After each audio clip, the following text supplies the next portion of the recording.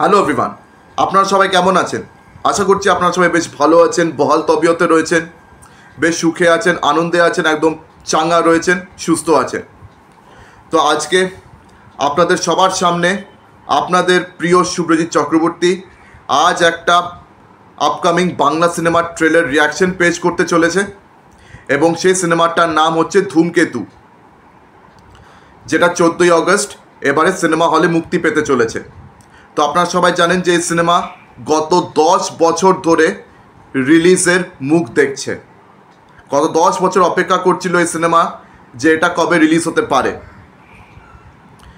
অবশ্য রানা সরকারের মতন একজন পাগলা প্রডিউসারের হাতে পড়লে সিনেমা কীভাবেই বা রিলিজ হতে পারে। এরকম একটা পাগলা প্রডিউসারের হাতে যে সিনেমাটা পড়েছিল, এটাই সবথেকে বড় দোষ ছিল পুরো বাংলা ইন্ডাস্ট্রির। তো ওইরকম একটা পাগলা প্রডিউসারের হাত থেকে কোনো মতে রাইটস অ্যাকোয়ার করে এই সিনেমার লিড অ্যাক্টর বা সহপ্রযোজক দেব দীপক অধিকারী তিনি নিজের দায়িত্ব নিয়ে সিনেমাটিকে এবার রিলিজ করাচ্ছেন। তো ওনার এফার্টসকে আমি অলরেডি টিজার রিয়াকশনের টাইমে কুর্নিশ জানিয়েছিলাম, আবারও কুর্নিশ জানাচ্ছি।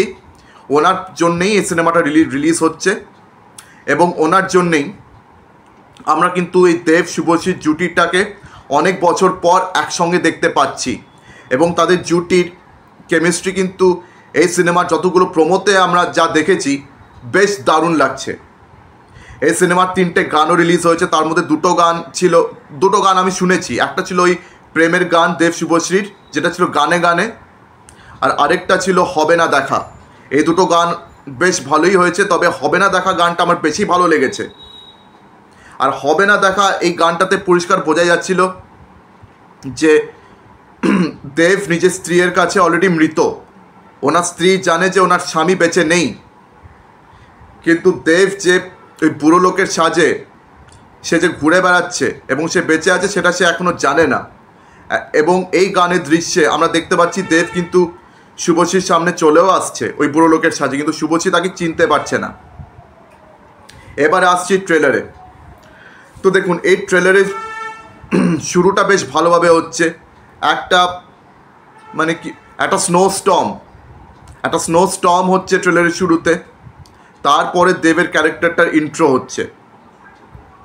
তো সেও কিন্তু গত 9-10 বছর ধরে সে একটা মিশনে, সে একটা লড়াইতে সে ইনভলভড আছে।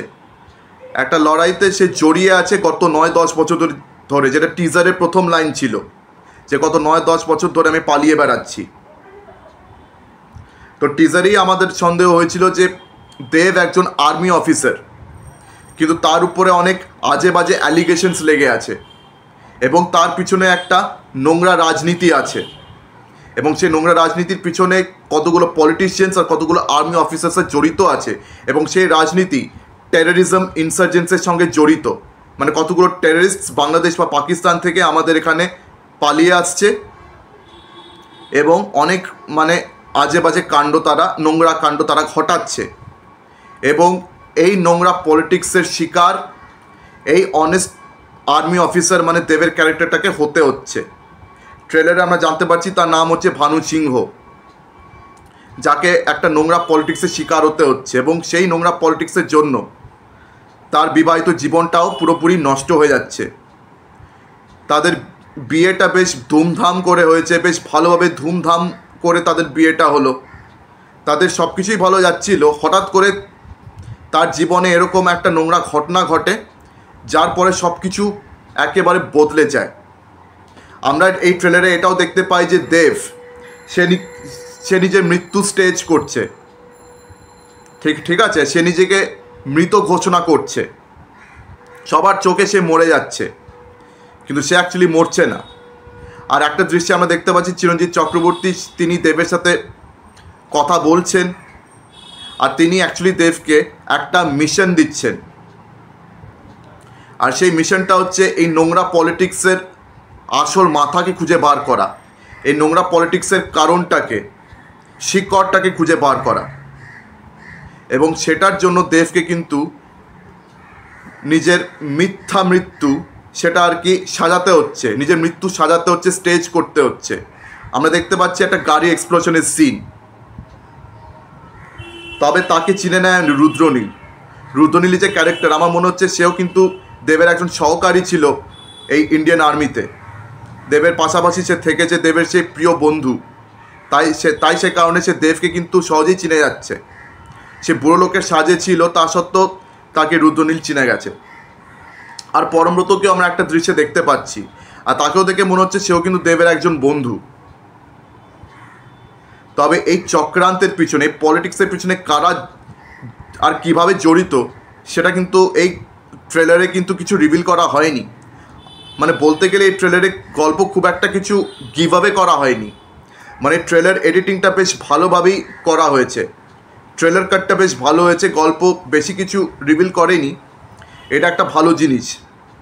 মানে দর্শককে কিন্তু এই ট্রেলারটা বেশ ভালোভাবে হুক আপ করে রেখেছে, যাতে দর্শক এই সিনেমা হলে দেখতে যায়।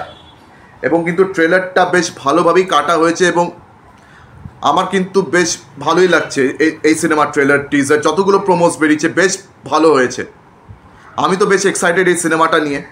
তো আপনারা এই সিনেমাটাকে নিয়ে কতটা এক্সাইটেড আমাকে সেটা কমেন্ট সেকশনে আপনারা অবশ্যই জানান। তো যাই হোক, 10 বছর লেগে গেল এই সিনেমাটা রিলিজ হতে। তো রানা সরকারের মতন একজন পাগলা চোদা প্রডিউসারের থাকতে মানে আর কি বা বলা যেতে পারে। তো যাই হোক, তো দেবের চেষ্টায় এই সিনেমাটা আমরা 14ই অগস্টে দেখতে পাবো এবং দেব শুভশ্রীর জুটিটাকেও আমরা অনেক বছর পর বাংলা সিনেমার পর্দায় আবার দেখতে পাচ্ছি। তো বেশ ভালো লাগছে দেবের এফার্টস দেখে এবং সিনেমার ট্রেলারটা দেখেও। তো আমার এই সিনেমার থেকে কিন্তু অনেক আশা রয়েছে।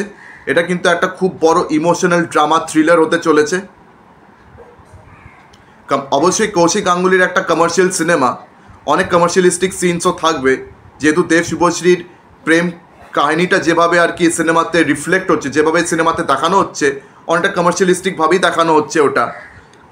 এবং গানে গানে এই গানটা শুনেই বোঝা যাচ্ছে যে অনেক কমার্শিয়াল এলিমেন্টস কিন্তু এই সিনেমাতে থাকতে চলেছে। আর কোথাও কোথাও কিন্তু এই গানটা একটু বেমানানো লাগছে। এই গানে গানে যে এই রোম্যান্টিক গানটা না একটু বেমানানো লাগছে, মানে ওই অতিরিক্ত কমার্শিয়ালিস্টিক লাগছে এই সিনেমার জন্য। এবং অনুপম রায়ের এবং এই গলাটা, মানে এই গানটা কেন জানি না দেব আর শুভশ্রীর মুখে আমার অতটা কিন্তু ভালো লাগেনি। মানে ওরা লিপসিং করে নিজেদের সেরা কাজ করেছে, বাট স্টিল মানে খুব একটা ভালোভাবে এই গানটা ওদের গলায় বসেনি, এটা আমার মনে হলো। তো আপনাদের এটা নিয়ে কি রিয়াকশন আমাকে অবশ্যই জানান সেটা। তবে হ্যাঁ, যেভাবে ওদের প্রেম কাহিনীটা ফুটছে তাতে পরিষ্কার বোঝা যাচ্ছে যে সিনেমাটা কিন্তু একটু পুরনো আছে, মানে একটু আউটডেটেড ফিলটা ওদের এই প্রেম কাহিনী যেভাবে দেখানো হচ্ছে সেটাতে কিন্তু বোঝা যাচ্ছে। আদারওয়াইজ কিন্তু এই সিনেমা আউটডেটেড সেভাবে লাগছে না। এই সিনেমা কিন্তু ট্রেলার আদারওয়াইজ খুব ভালোই হয়েছে। আর আমার সিনেমার থেকে বেশ মানে আশা রয়েছে, এক্সপেকটেশনস রয়েছে।